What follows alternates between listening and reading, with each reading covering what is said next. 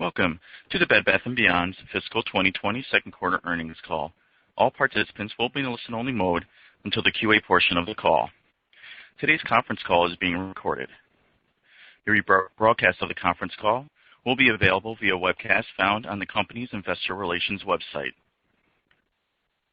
At this time, I would now like to turn the conference over to Janet Barth, Vice President of Investor Relations. Please go ahead. Thank you, and good morning, everyone. Welcome to our fiscal 2020 second quarter earnings call.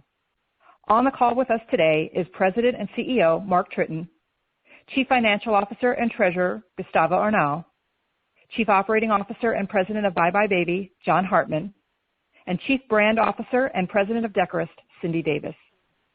Before we begin, let me remind you that our fiscal 2020 second quarter earnings release and slide presentation can be found in the investor relations section of our website at www.bedbathandbeyond.com and as exhibits to the Form 8-K we just filed ahead of this call.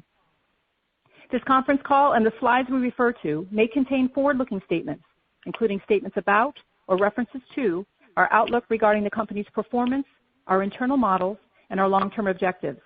All such statements are subject to risks and uncertainties that could cause actual results to differ materially from what we say during the call today. Please refer to our most recent periodic SEC filings for more detail on these risks and uncertainties, including the Risk Factors section in our annual report on Form 10-K. The company undertakes no obligation to update or revise any forward-looking statements. Additionally, the information we will discuss today contains certain financial measures that exclude amounts or are subject to adjustments that have the effect of excluding amounts that are included in the most directly comparable measure prepared in accordance with generally accepted accounting principles. For a reconciliation to the most comparable measures presented in accordance with GAAP, please refer to the table in our earnings release available on our website and included as an exhibit to our Form 8-K filed today. It is now my pleasure to turn the call over to Mark. Thank you, Janet, and good morning, everyone. We are pleased to share our results with you today. We believe this was a pivotal quarter for our organization with strong sales and profit growth, as well as enhanced financial strength through high cash flow generation within the quarter of $750 million, coupled with effective expense and debt management. We achieved strong top-line growth and delivered second quarter comparable sales of 6%, the first positive quarterly comp since the fourth quarter of 2016. Additionally, we delivered improvement in gross margin, even with the increased strength of our digital business. Our strong results flowed through to the bottom line, with adjusted EPS of 50 cents, the strongest adjusted quarterly earnings reported in over 2 years. While we will detail our overall second quarter performance today, we are most excited to share how this quarter serves as a runway to our 3-year plan that we will share at our virtual Investor Day on October 28th. During our call today, Gustavo Arnal, Chief Financial Officer and Treasurer, will review our second quarter financial results. Then Cindy Davis, Chief Brand Officer and President Decorist, will speak about the quarter from a commercial and customer perspective. And then John Hartman, Chief Operating Officer and President BBBY Baby, will do the same for our operations. We will then take questions. As we've said before, we are confident in our financial position and our ability to manage through these very uncertain times. We've taken further action to build a strong financial base, including reducing our cost structure, enhancing our financial flexibility, and investing where it matters most to our customers as we strengthen our authority in the home space. As you'll hear from Gustavo, we remain focused on ensuring liquidity and optimizing costs, including actions to improve cash flow generation. With such a strong cash and investments balance now of $1.5 billion, plus our ABL, we have approximately 2 times more liquidity than debt outstanding on our balance sheet. We also drove significant improvement in several other key performance metrics, including adjusted gross margin, which increased 200 basis points year over year. With a sharpened focus on driving a better curation of product mix and curated data-driven management of markdowns and promotions, including coupons, we delivered significant adjusted gross margin expansion while also driving continued strong comp growth in our digital channels of 89%. We've also seen these actions and trends continue throughout the month of September. By the end of the second quarter, our digital sales represented approximately 32% of total sales, benefiting from our enhanced omni-channel capabilities, including buy online, pick up in store, and curbside pickup, which now represent over 15% of total digital sales and growing. Together with our ship from store capabilities, our stores fulfilled approximately 36% of our total digital orders in the second quarter.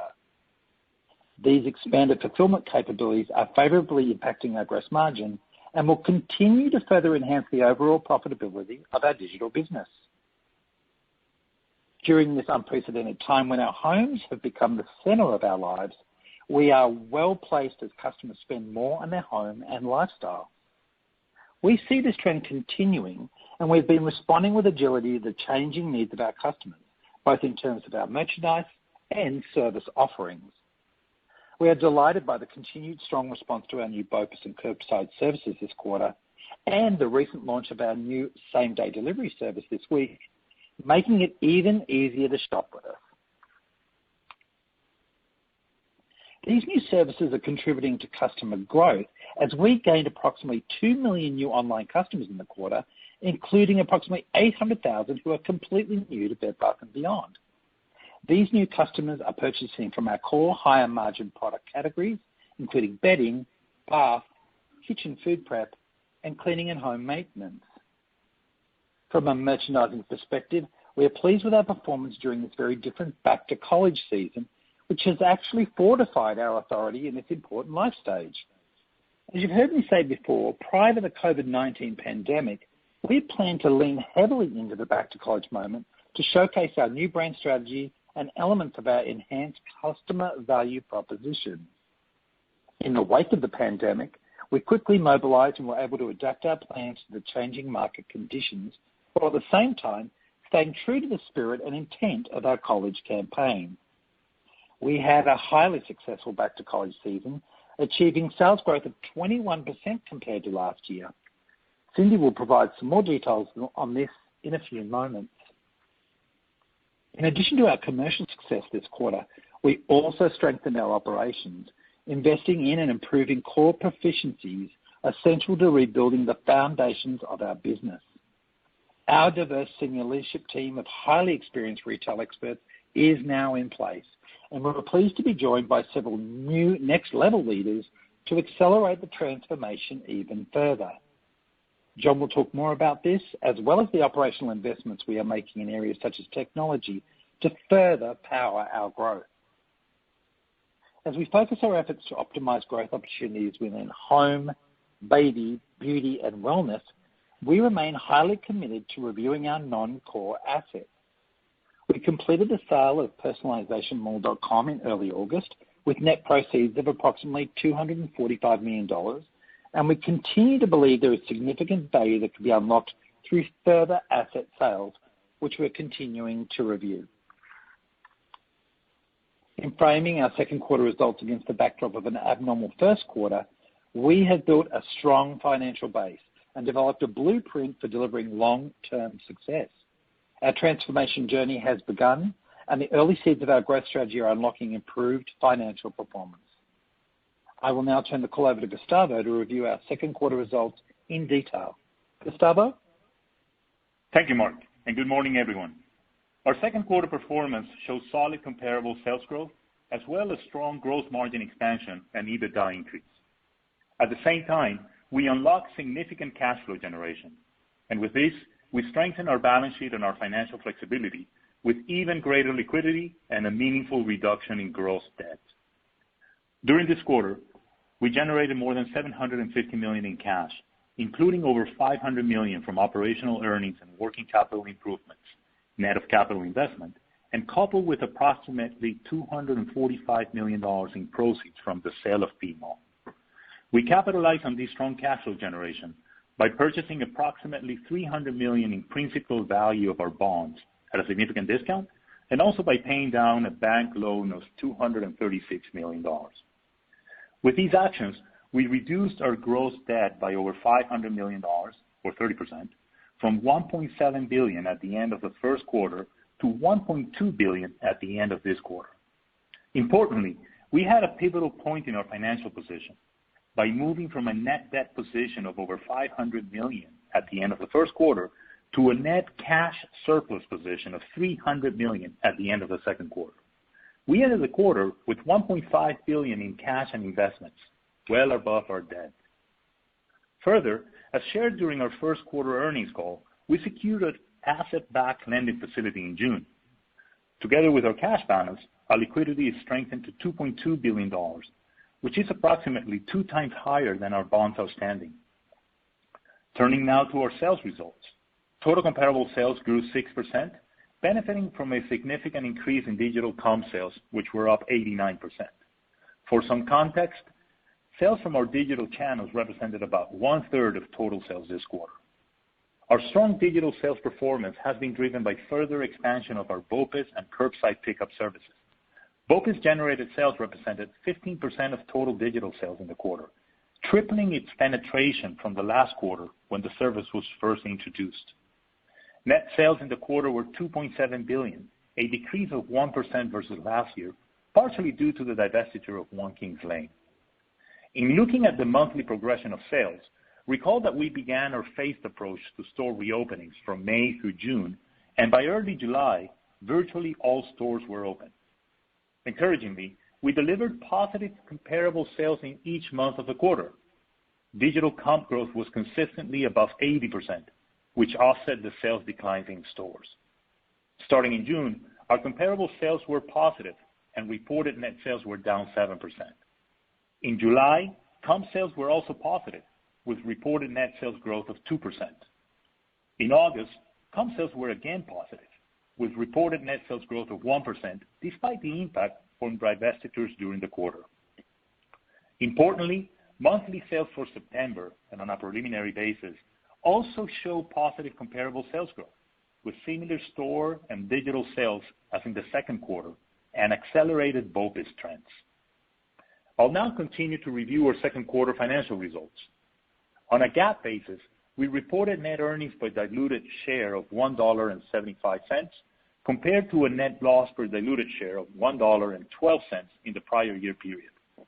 Our GAAP reported net earnings include favorable impacts of approximately $230 million pre-tax, which are excluded from adjusted results. These includes gains from 2 special items, a $190 million gain on the sale of personalizationmall.com and a $77 million gain on the extinguishment of debt from the bond tender. These gains were partially offset by other special items with a net unfavorable impact of approximately $37 million, including non-cash charges mostly related to impairments of trade names and certain store-level assets, as well as restructuring and transformation initiative costs. On an adjusted basis, our net earnings per diluted share were 50 cents, an increase of 47% compared to adjusted earnings per diluted share of 34 cents last year.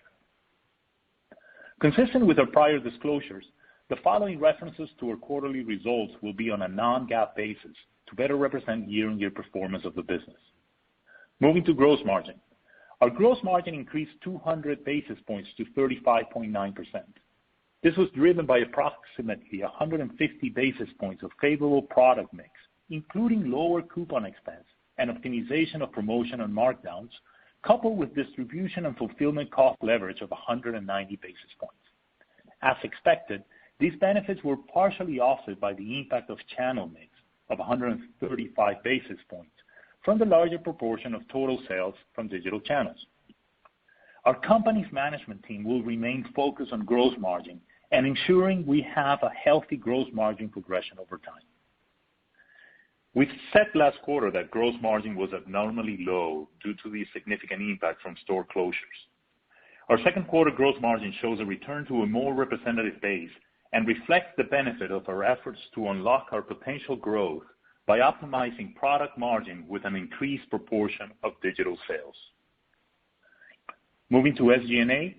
SG&A as a percentage of net sales was 31.5%, a decline of approximately 10 basis points compared to the prior year period. This was behind a decrease in payroll, advertising, and payroll-related expenses, partially offset by an increase in professional fees to support the company's transformation. Considering the unprecedented impact from COVID-19, We have taken decisive steps to reduce cost, further simplify our operations, and support our teams to emerge from this pandemic in an even stronger position. In August, we implemented our organizational realignment, which included a workforce reduction of approximately 2,800 roles as part of our previously announced restructuring plan.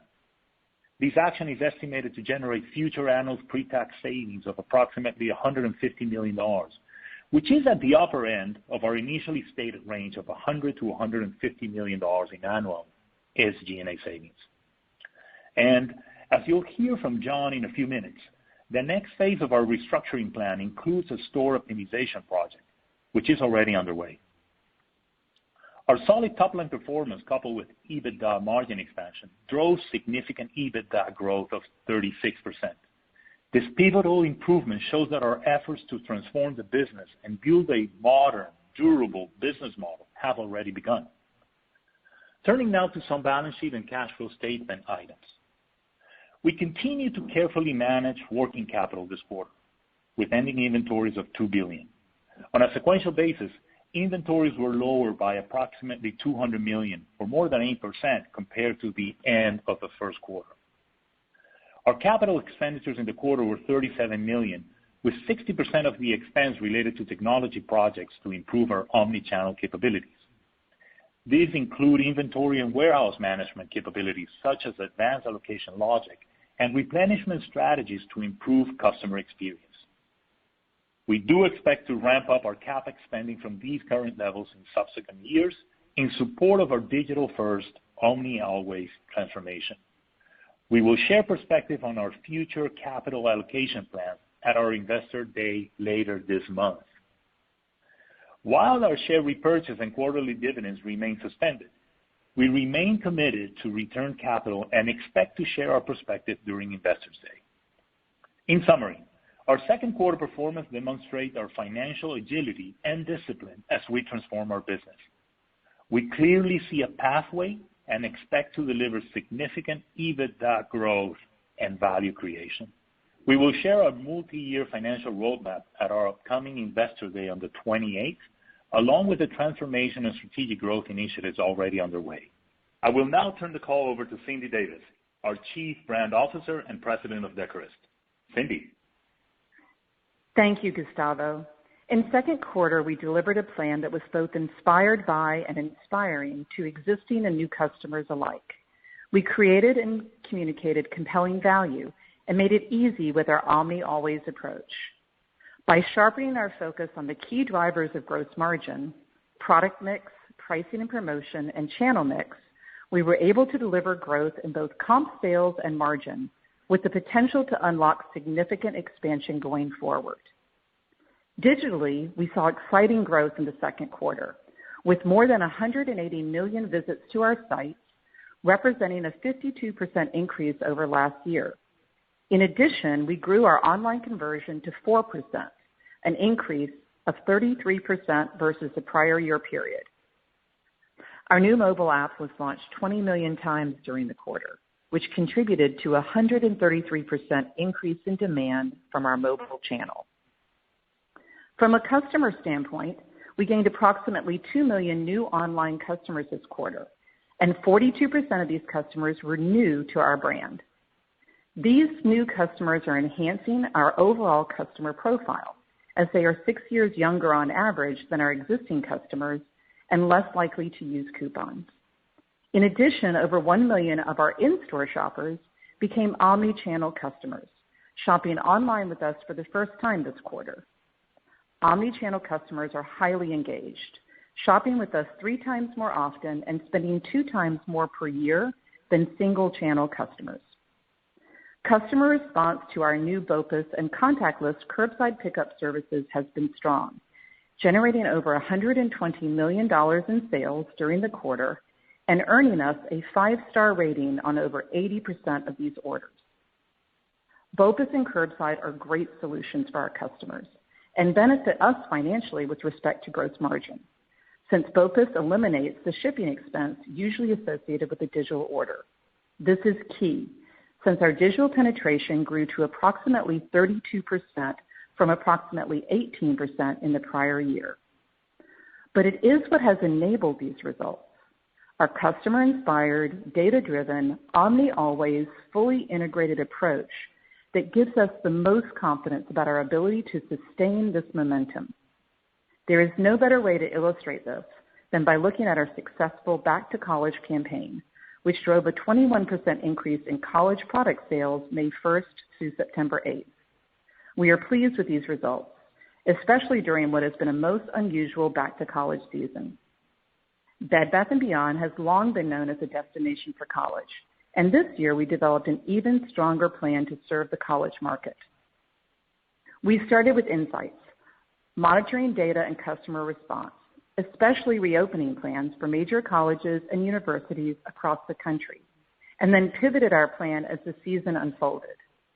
Given the uncertainty of the Back to College season this year, we brought back our college savings task that offers students 20% off their purchases all the way through September 30th. Over 500,000 students signed up for the College Savings Pass this year, driving over 400,000 transactions with an average basket size 14% larger than other college transactions. We created an integrated merchandising and marketing plan with better curated assortments, more competitive pricing, and strong value communication, both in-store and online. We modernized storytelling in our marketing and on our site, as well as increased targeting to drive higher levels of engagement. As a result, we doubled our return on ad spend goal from digital media while increasing ad recall, brand lift, and favorability significantly above industry norms. And our 2-hour buy online, pickup in store, and contactless curbside pickup services were available for students and parents at their home store or in their college town, making it easier than ever to shop with us. From a product perspective, top trending categories in our college assortment this year were kitchen electrics, up more than 160%, kitchen housewares, which was up nearly 250%, and drinkware and flatware categories, which were up more than 650%. Throughout the season, we kept our finger on the pulse of the college market. As many schools announced plans for remote learning, we heard from both parents and students alike that they were disappointed to miss out on yet another milestone, the transition from high school to college. Armed with these insights, we launched our College from Home campaign in August, adding inspiration to the value and ease of our Back to College experience. We tapped our online interior design team at Decorous to develop a variety of room designs to help inspire students to create their own perfect dorm room at home. Despite the unprecedented COVID impact on our business over the past 6 months, Bed Bath & Beyond remained a key college destination this year. And according to research we recently conducted, the college season may not be over yet. In fact, the data shows that 32% of students surveyed said they will be going to campus for the first time in 2021, and they have shopping to do.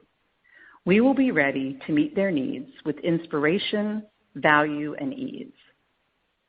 As we look forward to the important holiday season, this year will be one like no other. We are prepared for customers to shop earlier and have expanded our omni services with same-day delivery, leveraging our store footprint to allow them to shop whenever, wherever, and however they want. We have robust plans under our house strategic framework and our 5 key pillars to rebuild our authority in the home space. I look forward to speaking with you again later this month at our Investor Day when we dive deep into each one of these pillars. We are excited about our growth plans and the positive impact we are already seeing in our results. With that, I will turn the call over to John Hartman, our Chief Operating Officer and President of BuyBuy Baby. John? Thank you, Cindy. And to add to your conversation on the pivot and focus on our customer, let me provide an update on our BuyBuy Baby business. On a directional basis, our U.S. and Canadian BuyBuy Baby business made up approximately 10% of the company's total net sales in the second quarter, including strong sales from digital, which represented more than half of total baby sales. Growth in digital was supported by favorable customer response to our new BOPUS and curbside pickup offerings and our Big Deal Baby Sale event, which was held in August. Digital orders fulfilled by our stores represented about 1/3 of total baby sales in the quarter, with BOPUS representing 1/3 of total store fulfilled orders. Top performing baby categories during the quarter were apparel, safety, and playroom, which helped us drive a more favorable product margin. During the second quarter, we opened our 128th baby store and subsequently opened another store in September. We expect to open 3 additional stores by the end of the year for a total of 132 baby stores. As the leading baby specialty retailer in North America, we are committed to expanding our BuyBuy Baby store network to support our digital presence and omni-channel strategy, and look forward to sharing our vision and growth strategies for baby at our upcoming Investor Day. From an operations perspective, we took bold steps in nearly every area of our operations this quarter to evolve our base and build momentum for change. I will highlight a few of these areas today. In real estate with our previously communicated store network optimization project, in strategic sourcing with our indirect sourcing initiative, and in technology with our migration to cloud computing. But first, as you've seen in the media, we have really powered up the team over the past 2 months with the addition of several senior leaders, including Wade Haddad, SVP of Real Estate and Construction, Juan Guerrero, Chief Supply Chain Officer, Scott Lindblom, Chief Technology Officer, and Anu Gupta, Chief Strategy and Transformation Officer. These next-level leaders will help further advance and fortify our transformation initiatives underway. In real estate, we have begun executing on our store network optimization plan to develop the right network of stores to serve our customers as we rebuild our authority and establish a truly omni-always shopping experience. We recently confirmed that the first 1/3 of the 200 Bed Bath & Beyond store closures that we previously announced will occur by the end of calendar 2020. As part of this process, there will be store closing sales in the weeks leading up to the close to work down in-store inventory. In addition, a comprehensive sales and marketing program has been established to drive sales to our other stores and digital channels. As we said previously, we expect to be able to transition at least 15 to 20% of sales from these planned store closures to our digital channels or other store locations. Our store network optimization project is not simply to close stores, but to reshape and truly optimize our store footprint. Our physical stores are a strategic asset for us as we transform as a digital-first company. Market data shows that our current store base addresses 80% of the domestic market. This is especially important as we further leverage our stores with new omni-fulfillment capabilities in BOPUS, curbside, and now same-day delivery. Following this work, we will lean into a store remodel program next year that has been developed to have a clear and positive ROI and deliver a truly omni-always and inspirational shopping experience. I look forward to sharing more on these growth plans at our Investor Day. This is an important step in our multi-year program to build a modern, durable business model and to invest where it matters most to our digital-first customers. Another area we are focusing resources is strategic sourcing. Our newly formed procurement organization will drive anticipated savings by designing and implementing centralized spend control and vendor management processes across all areas of indirect spend. This recently launched initiative will deliver substantial savings in fiscal 2021 and beyond. These savings exclude the impact of any potential future sale of non-core assets or any changes to our real estate lease agreements. From an operations perspective, at the core of our transformation is technology. We have initiated an end-to-end modernization of our technology infrastructure to deliver a more agile, responsive, and customer-inspired shopping experience. Today, our digital platform is supporting substantial digital growth and strong customer adoption of new services like BOPUS and curbside. Recently, we announced a new multi-year collaboration with Google and supported by Deloitte to accelerate our omni-always transformation. Through this expanded relationship, we will deploy a range of platform solutions to further personalize our omni-channel shopping experience for our customers, enhance fulfillment capacity, and optimize merchandising planning and demand forecasting. By combining our unique data and insights in the home, baby, and beauty and wellness markets with the exceptional platform capabilities and expertise that Google, with their cloud capabilities, provide, we will deliver a more agile, responsive, and customer-inspired shopping experience, making it even easier to feel at home with Bed Bath & Beyond. As we build our omni-always capabilities, we will have a strong foundation of systems to support our long-term growth objectives.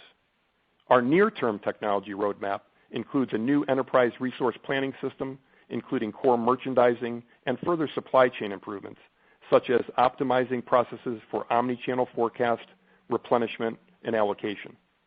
The result will be noticeable improvements for our customers while lowering our overall inventory investment.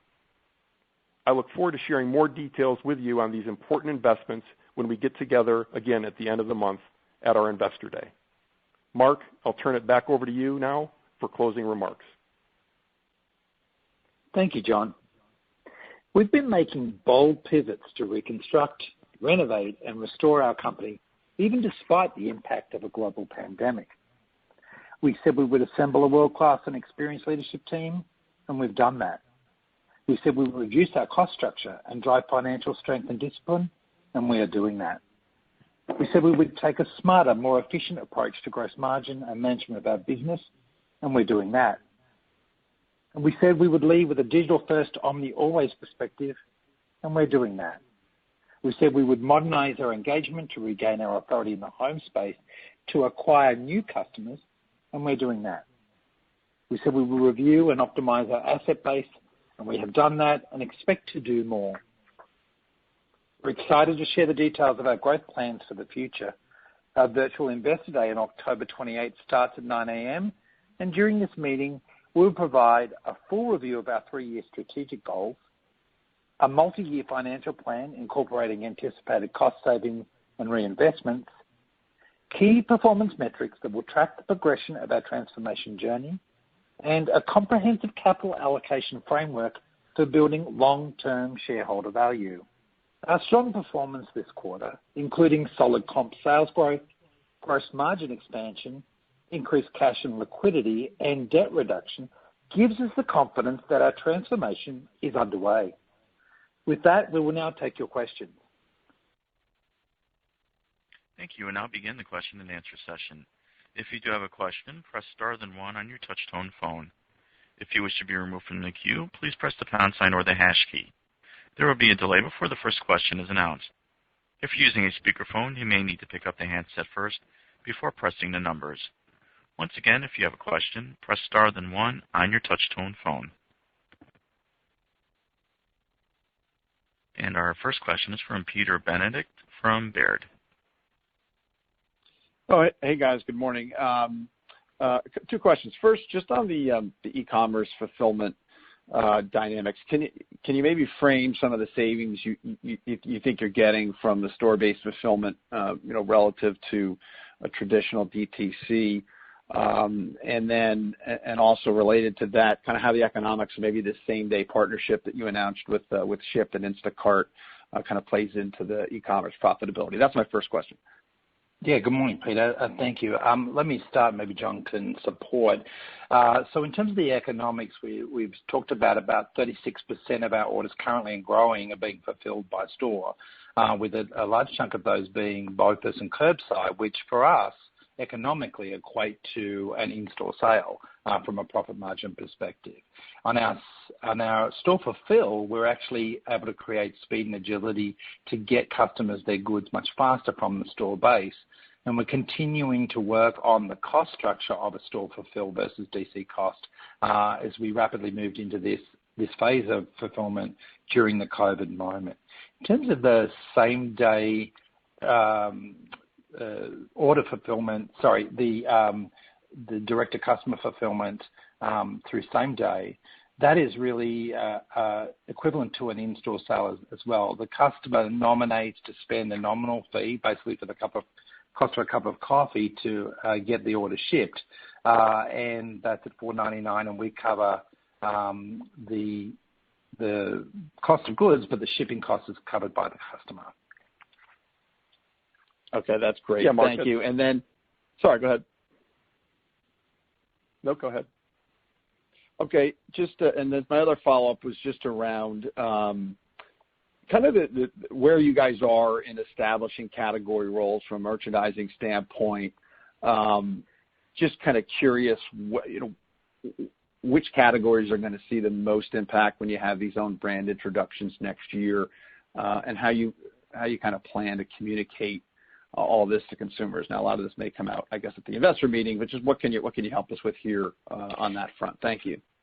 Yeah, Peter, definitely looking forward to sharing deeper details of our own brand and category trajectory for 2021 and beyond. But what I will tell you is we've done a deep amount of research in understanding the strength of our categories currently and the opportunities that lie ahead. And it's no surprise that they really fall into the bed, bath, kitchen, and storage and org areas. And they're areas that we've been doubling down in Q2 and will for third and fourth quarter, but we'll really expand those and double down our own brand opportunities as we kind of launch throughout 2021. So more to follow on that, but we have clear category definition of goals. We're tracking discovery, ease and convenience, and trips and traffic in each of the categories and have a very distinct plan. Okay, great. Well, thanks so much, and I look forward to the meeting in a few weeks. Thanks. Thanks, Peter. Our next question is from Steven Forbes from Guggenheim Securities. Good morning. Maybe somewhat of a follow-up as we look at the building blocks of the gross margin walk in the presentation. The 190 basis points of distribution and fulfillment leverage, can you sort of help us better understand the drivers of that? Is that what you refer to as sort of the change in or shift in the mix of fulfillment methods relative to last year? And I don't know if you have the ability or want to quantify the differences in fulfillment costs across those different methods, but it would help us sort of better understand the BOPIS curbside opportunity as it continues to build here. Hi, Steve. Gustavo here. So clearly, we're really focused on driving each of the components of our gross margin, fulfillment cost being one of those.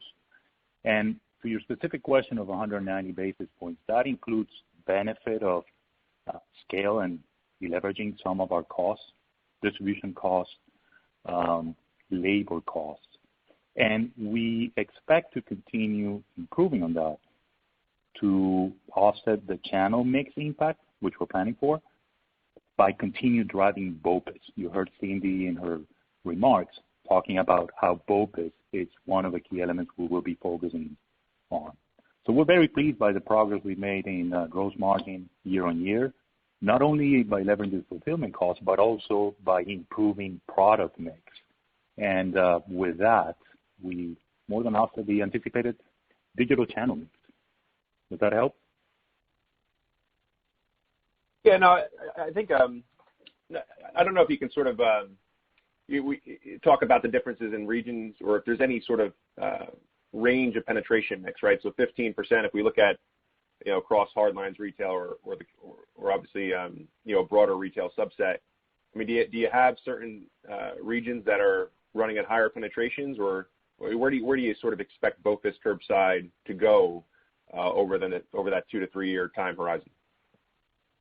What we're focused on is ensuring that we have a very responsive supply chain, which is part of the reason we're talking about supply chain reinvention.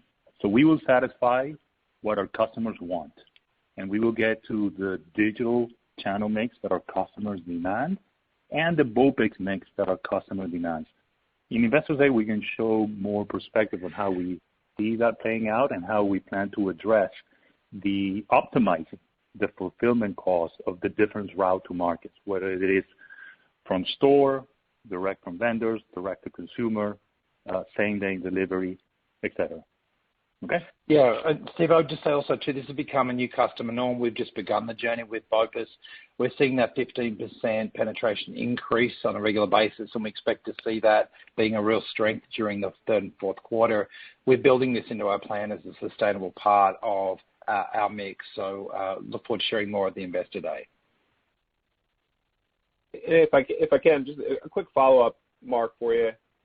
We look at this second quarter performance in the margin profile, and and then think about, right, that profit improvement plan, obviously a really strong quarter, right, relative to what you sort of are, guiding people to for that 2 to 3 year time horizon on a margin profile. Is there anything to call out here that's somewhat transitory in nature, or, as we think about the third quarter here, should we just expect sort of a build in the profitability of the underlying business? No, I think what you're seeing, Steve, is the disciplines that we'll be deploying moving forward. I mean, when we've used the word modernize a fair bit throughout our discussion this morning, I think it really does go to what we're doing in gross margin in terms of merchandise mix, doubling down on careful curation and usage of promotions and coupon, how we're communicating and engaging with our customer, and then offering these new services, which are both easy and convenient, but help us in our profit margin. So I think what you're seeing is the substructure of the disciplines that we've now applied to our business, best practice, and applying those through the third and fourth quarter and beyond.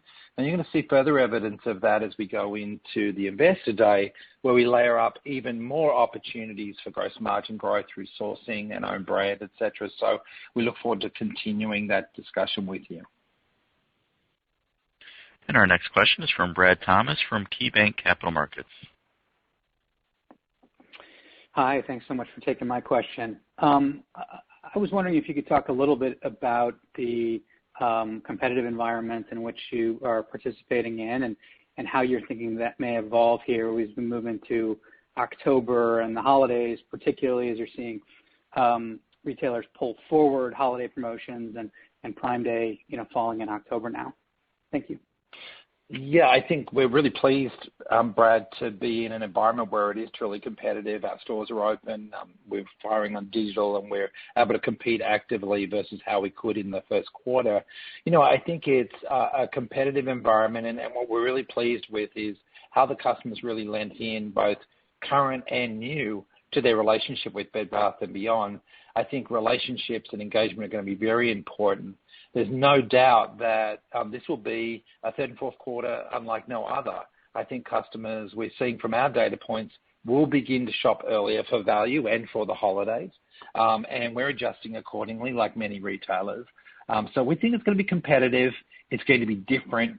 We are agile and flexible, and we've built our plans accordingly and are ready to roll. So we're really looking forward to getting into it. As we said, with the first signs we've seen through the month of September have been encouraging, but the rubber really hits the road from Thanksgiving onwards when we see that change in shopping pattern and behavior. Very helpful, Mark. And a follow-up on some of the monthly cadence that you disclosed, which I think was very helpful. Thank you so much. Wondering if you could share a little more color on what you were seeing from a traffic perspective. Yeah, from a traffic perspective, obviously our overall sales result, great omni-channel traffic, and I think that's a key to the door. For us, a digital sale it can be represented by someone buying digitally and picking up in store. So the power of our omni-channel sales is really driving our results. Overall traffic was good. I think we're still seeing some tentativeness, specifically in certain regions, about a return to shopping, and we think that will grow, and we're seeing data that suggests customers getting more comfortable with shopping in store. We're not back to normal circumstances at all, but I think this is where the power of accelerating digital and balancing out to become truly omni always has really leaned into our favor. So we're meeting the customer where they are, when they're ready, and what they need. So I think that we're seeing traffic differentials, but we see ongoing trends changing, and we're going to be watching those. And our next question is from Michael Lasser from UBS. Good morning. Thanks a lot for taking my question. Presumably August was the best comp month within the quarter. Your commentary suggested that September was equal to the full, the comp trend in September was equal to the full second quarter, suggesting that September has slowed versus where August trended. Why do you think that's the case? we're seeing a stability against the quarter and against the trends that we're evolving through the month of August, both at store and digital levels, down to our margin and BOPUS rates. So we're seeing a stability in that. We won't comment any further on our Q3 results, but wanted to ensure that we were not saying there was just a one moment in time based on home being important in the industry and with the customer mindset. This is developing a pattern with our customers that we feel very comfortable with. So Mark, just want to clarify, because there probably will be a lot of discussion about this. When you say stability versus in September, do you mean stability in September versus August, or stability in September versus the entire second quarter? Hey, Michael, Gustavo here. What we mean stability is consistency in the growth rates. So we're seeing growth rates in September that are similar to the growth rates we've seen in the second quarter, both on a digital growth basis and comp basis. And to your question about trends within the second quarter, because as Mark said, we don't want to get into too much specifics into the third quarter other than saying the results we're seeing so far are, again, consistent in terms of growth, is we saw consistent growth in digital in each and every one of the 3 months in the second quarter. June, July, August, we saw digital growth north of 80%, as I said in my prepared remarks, and we're very encouraged by that. Okay. And then two more on the gross margin. To what extent do you think that you're able to lower your coupon expense because the overall environment will be was just less promotional? So how much did that factor in? And as part of the gross margin, how much should we incorporate the fact that shipping and freight costs are going to be going up considerably into the fourth quarter and probably in the next year as we calibrate our models moving forward? Thank you so much. Yeah, Michael, I mean, again, there's going to be pressure on, I think, timeframes in terms of shipping and moving forward. I think we've calibrated that into our go-forward plans. We feel good about that. In terms of the gross margin costs, we feel really solid that, you know, in terms of coupon, yes, the market was less promotional in total, and we accounted for that. But for us, we're embarking on a journey on how we use our resources more effectively and strategically. So coupon for us is a strength, and it's an opportunity used correctly. So in the careful curation of it, testing and iterating as we did through Q2, we see real upside benefits to how we use the coupon. And so it was more about our strategic intent than it was the market dynamic, but both of them worked in our favor. And our next question is from Simeon Gutman from Morgan Stanley. Thanks. Good morning, everyone. I have first a short term and then a medium term. My short term is SG&A dollar growth in Q3, how to think about it if you're able to share, given that I guess store expenses will be more fully ramped up by that quarter. Hi, Simeon, Gustavo here. Look, we're not going to provide a specific guidance in our P&L components beyond our actual results Q3. What I can say is we're fully committed to continue driving SG&A down. As we saw in the first quarter, you also saw some deleverage in the second quarter.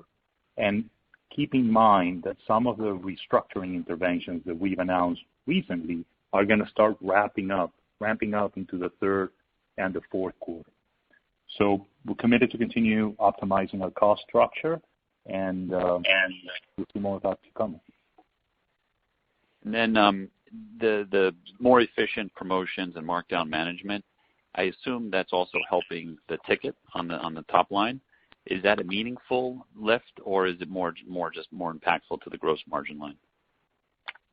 That's more impactful to the gross margin line. We're becoming much more disciplined on how we look at our data, how we optimize promotions, as Mark said, how we manage coupons. You'll see that more reflected in the gross margin line, which is part of the 150 basis points product mix gross margin improvement driver. And our next question is from Kate McShane from Goldman Sachs. Thank you. Good morning. Thanks for taking my question. I wondered if I could go back to the comp question earlier. You did mention that you'll be closing the 200 stores by the end of the year. Is there a way to quantify the store comp of those 200 stores and how big the gap is between their performance and the rest of the fleet? Okay, that really pertains to how we'll be performing in the third and fourth quarter. So we won't be sharing that data today, other than we feel really comfortable that the 63 stores that we're closing have been built into our plans. We'll have accelerated sales based on closure sales, which will be advantageous there, and we can absorb that inside the side of our fleet, and we've got comfortable plans there. Okay, thank you. And then my second question is just on inventories. I wondered if you could update us on the quality of inventory in the store, how you feel about in-stocks going into the back half of the year. Yeah, we're definitely trading on leaner inventory, which is partly by design and partly based on, the sales accelerating and availability of inventory. I think the industry overall is buckling down and ensuring that we get the right levels of inventory for the third and fourth quarter. We have our plans in place and working closely with our vendor base. We feel that the quality of the inventory is very, very strong. We continue to chase and replenish as much as possible for our key items. We're hyper-focused on our top-performing items going to the third and fourth quarter. As we know, last year that was one of our Achilles heels, and we think that we have a better promotional cadence which will help us get through with better quality and size of inventory. So we're operating leaner and better with the right inventories. It bodes well for the future. And our next question is from Bobby Griffin from Raymond James. Good morning, everybody. I appreciate you taking my questions. I guess, Mark, first, in the slide deck, it called out, the potential for additional asset sales on some non-core assets. If those sales went through on the other non-core assets remaining, would that potentially unlock further savings than you've already kind of detailed in that initial restructuring plan? The asset sales we've factored into our forward plans in terms of if there was any action there, which we're not declaring here today, Bobby. But we think that we've factored in the SG&A going forward. There'll be a bit of a non-issue, really, because we've already taken action within inside each of the assets to date, and that was part of our restructuring plan, so they've been banked. So anything that comes forward in terms of asset sales will just be a net benefit in terms of cash flow. Okay, that's helpful. And then just go ahead. I'm sorry. No, over to you. I guess. So okay, yeah. And my last one was just a modeling question on kind of the spread between comps and net sales. It looked like kind of roughly 7 points this quarter. I would assume, is it safe to assume that's going to widen a little bit as we go through these store closures? And to help us tune up our model, should we think of that 7 points plus some store closures for the next 3 or 4 quarters to keep us in line with how things are trending? Hey, Bobby, Gustavo here. Let me address that. I understand completely the context of your question, and it's a very important one. We're paying more and more attention to comp growth as we continue reshaping the portfolio of the company, both in terms of concepts and stores. So let me address it in 2 parts. First, in the second quarter, the big difference between store comp and reported sales. Think of it during the month of June, right? First, in the total quarter, we had reported sales on stores down 18% and comp store performance down 12%. So you're seeing that 6-point delta into the stores. And part of it is driven because in the month of June, remember, in the month of June, we were starting opening gradually our stores. So that big delta is primarily driven by the month of June, where in June, store sales were down close to 25%, while store comp, store only, was down mid-single digits. So looking forward, we are looking, as part of the program that John is leading and optimizing the 200 stores, 63 coming this fiscal year, we will be closing the stores that are less productive. Now, it's very hard to predict what's the impact on comp growth going forward. But rest assured that we will provide that perspective as we report our results each quarter. I hope that helps. And our next question is from Christopher Horvers from J.P. Morgan. Thanks. Good morning. So first, a question about how you're prioritizing the store closings.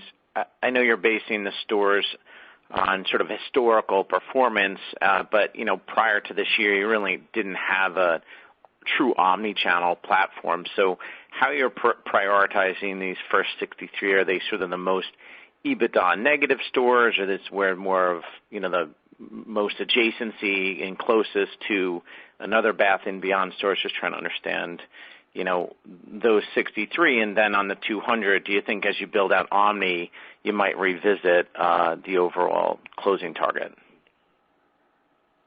Yeah, Christopher, this is John. Thank you for your question. Look, we've undertaken a very deep analysis around our network, and we focused in on several key areas. The first is unprofitable stores. The second is stores that are too close to one another. And the third is where we have lease arrangements that are burdensome to the profitability of the store. So we've undertaken a deep analysis to identify the stores that should be closed. And from there, this first roughly third we've announced will be closing by the end of the year. Got it. And then two one-off questions. Based on prior disclosure, it looks like e-commerce mix actually goes down in the third quarter. I'm not sure if that's true in September, giving back to college, but if you're holding e-commerce trends consistent and store comps consistent, that would suggest deceleration relative to 2Q. So just trying to see if there's a nuance there. And secondly, in the first quarter, you did have a benefit from an accounting change of about 300 bips in gross margin year over year. So was trying to see what that benefit was in this quarter as well. Thank you. Sure. Hi, Chris. Gustavo here. First, on your question on the trends throughout the quarter, as mentioned before, we have seen consistent digital sales growth of above 80% in each one of the months in the second quarter, and we continue seeing that trend in the month of September. So we feel pretty good about that. And your question about the accounting change, it was an adjustment and refinement on how we record some of the fulfillment costs into gross margin, specifically into Make It Numeric. This has no impact on total EBITDA. On gross margin in the second quarter, the impact was 150 basis points. Okay, it's as anticipated. In the first quarter was 300 basis points, so it was less than half, given that our revenues doubled more or less quarter to quarter. Understood. Thanks very much. Our next question is from Kurt Nagel from Bank of America. Good morning. Thanks very much. So maybe I'll just stick to one question on capital allocation.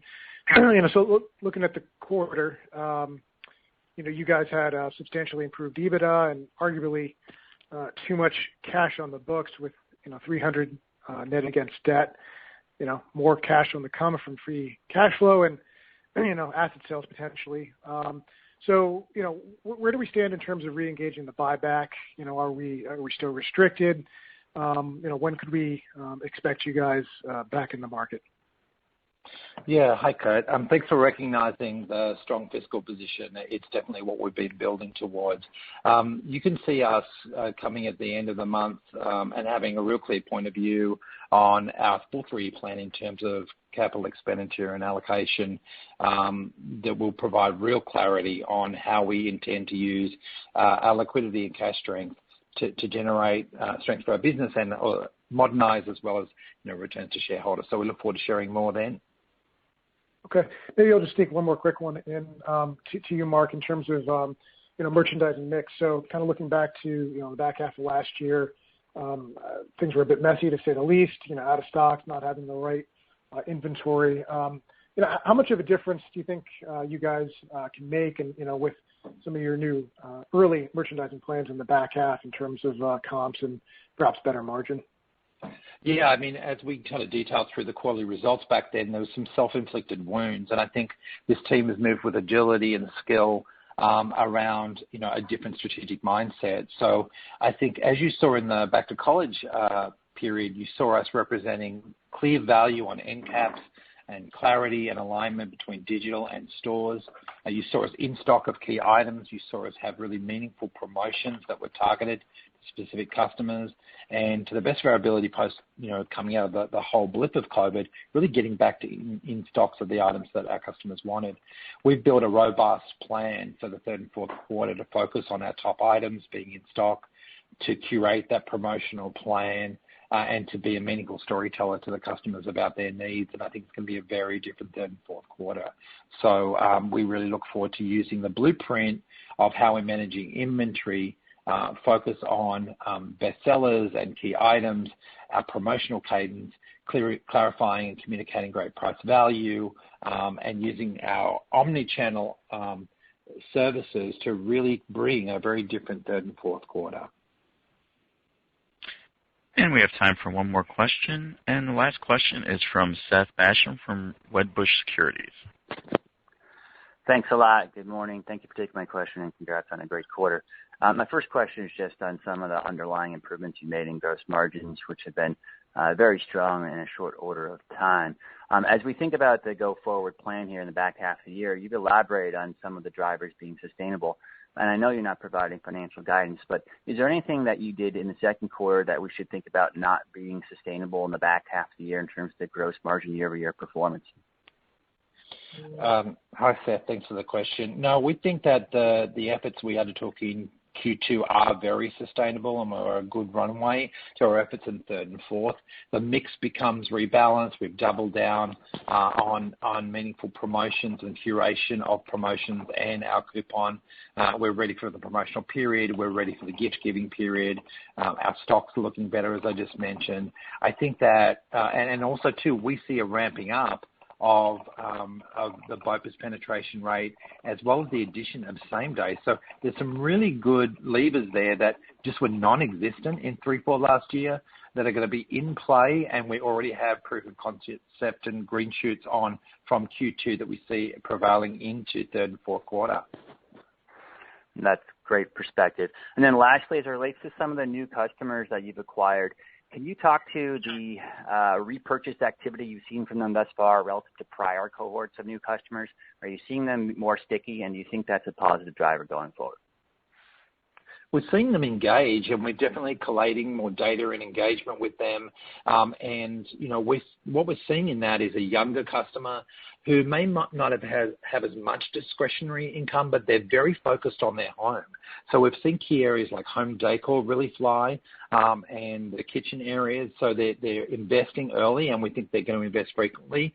We're going to be connecting with them, engaging them, and looking at them for long-term value and engagement. Thank you. And ladies and gentlemen, that is all the time we have for today for questions. And I will now turn the call back over to Janet Barth for closing remarks. Thank you. And thank you all for participating in our call today.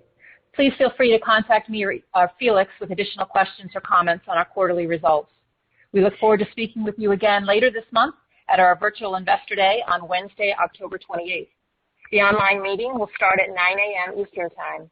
Registration details for the meeting will be available soon. Have a great day and stay safe. Thank you, ladies and gentlemen. This concludes today's conference. Thank you for participating, and you may now disconnect.